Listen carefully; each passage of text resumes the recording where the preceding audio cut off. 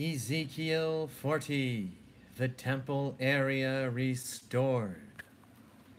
In the 25th year of our exile, at the beginning of the year, on the 10th of the month, in the 14th year after the fall of the city, on that very day, the hand of the Lord was on me, and he took me there.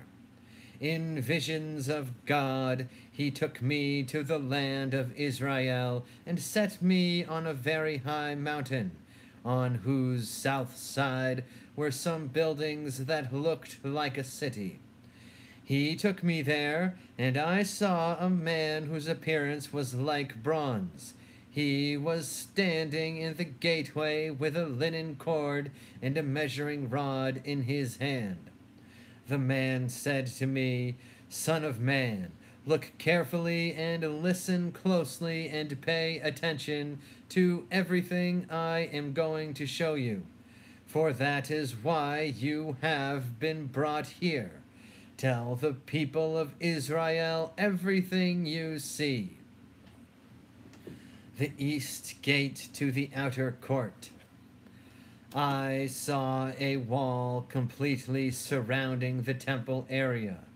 The length of the measuring rod in the man's hand was 6 cubits, each of which was a cubit and a handbreadth. He measured the wall. It was 1 measuring rod thick and 1 rod high. Then he went to the east gate. He climbed its steps and measured the threshold of the gate. It was 1 rod deep. The alcoves for the guards were 1 rod long and 1 rod wide, and the projecting walls between the alcoves were 5 cubits thick. And the threshold of the gate next to the portico facing the temple was 1 rod deep. Then he measured the portico of the gateway. It was 8 cubits deep, and its jambs were 2 cubits thick. The portico of the gateway faced the temple. Inside the east gate were 3 alcoves on each side. The 3 had the same measurements, and the faces of the projecting walls on each side had the same measurements. Then he measured the width of the entrance of the gateway. It was 10 cubits, and its length was 13 cubits. In front of each alcove was a wall 1 cubit high, and the alcoves were 6 cubits square. Then he measured the gateway from the top of the rear wall of 1 alcove to the top of the opposite one. The distance was 25 cubits from 1 parapet opening to the opposite one. He measured along the faces of the projecting walls all around the inside of the gateway 60 cubits. The measurement was up to the portico facing the courtyard. The distance from the entrance of the gateway to the far end of its portico was 50 cubits. The alcoves and the projecting walls inside the gateway were surmounted by narrow parapet openings all around, as was the portico. The openings all around faced inward. The faces of the projecting walls were decorated with palm trees. The outer court. Then he brought me into the outer court. There I saw some rooms and a pavement that had been constructed all around the court. There were 30 rooms along the pavement. It abutted the sides of the gateways and was as wide as they were long. This was the lower pavement. Then he measured the distance from the inside of the lower gateway to the outside of the inner court. It was 100 cubits on the east side as well as on the north gate. Then he measured the length and width of the north gate, leading into the outer court. Its alcoves, 3 on each side, its projecting walls, and its portico had the same measurements as those of the first gateway. It was 50 cubits long and 25 cubits wide. Its openings, its portico, and its palm tree decorations had the same measurements as those of the gate facing east. 7 steps led up to it, with its portico opposite them. There was a gate to the inner court, facing the north gate, just as there was on the east. He measured from one gate to the opposite one. It was 100 cubits.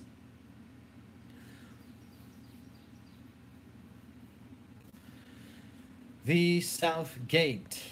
And he led me to the south side, and I saw the south gate. He measured its jambs and its portico, and they had the same measurements as the others. The gateway and its portico had narrow openings all around, like the openings of the others. It was 50 cubits long and 25 cubits wide. 7 steps led up to it, with its portico opposite them. It had palm tree decorations on the faces of the projecting walls on each side. The inner court also had a gate facing south, and he measured from this gate to the outer gate on the south side. It was 100 cubits. The gates to the inner court. Then he brought me into the inner court through the south gate, and he measured the south gate. It had the same measurements as the others. Its alcoves, its projecting walls, and its portico had the same measurements as the others. The gateway and its portico had openings all around.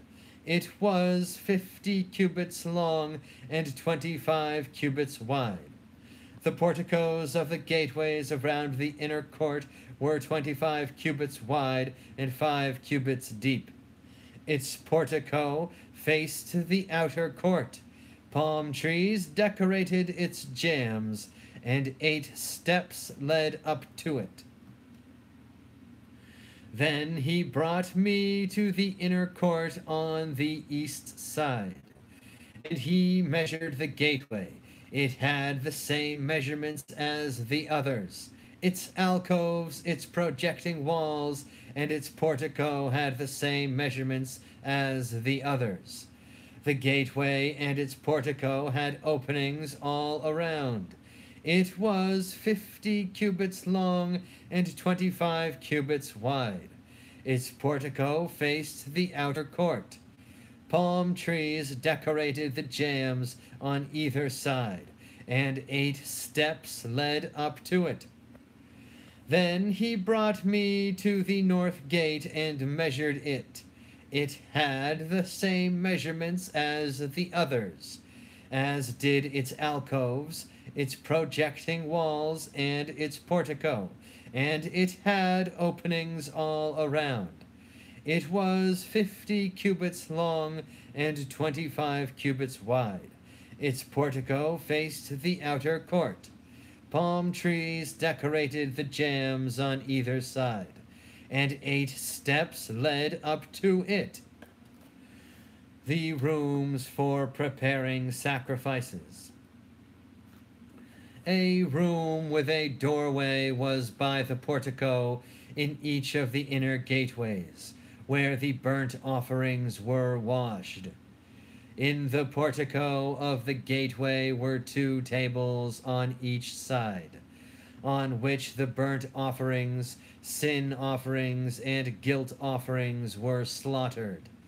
By the outside wall of the portico of the gateway, near the steps at the entrance of the north gateway, were 2 tables, and on the other side of the steps were 2 tables. So there were 4 tables on one side of the gateway, and 4 on the other, 8 tables in all, on which the sacrifices were slaughtered. There were also 4 tables of dressed stone for the burnt offerings, each a cubit and a half long, a cubit and a half wide, and a cubit high. On them were placed the utensils for slaughtering the burnt offerings and the other sacrifices, and double-pronged hooks, each a handbreadth long, were attached to the wall all around.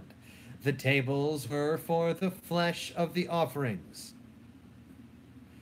The rooms for the priests. Outside the inner gate within the inner court were 2 rooms, one at the side of the north gate and facing south, and another at the side of the south gate facing north. He said to me, "The room facing south is for the priests who guard the temple, and the room facing north is for the priests who guard the altar.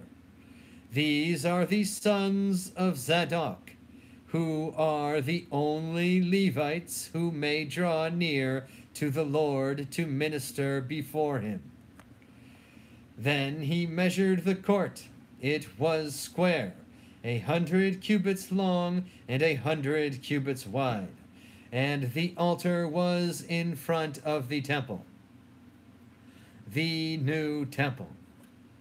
He brought me to the portico of the temple and measured the jambs of the portico.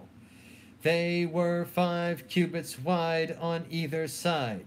The width of the entrance was 14 cubits, and its projecting walls were 3 cubits wide on either side. The portico was 20 cubits wide, and 12 cubits from front to back. It was reached by a flight of stairs, and there were pillars on each side of the jambs. Amen. Praise be to God, Jesus Christ, Jah Rastafari, the Most High.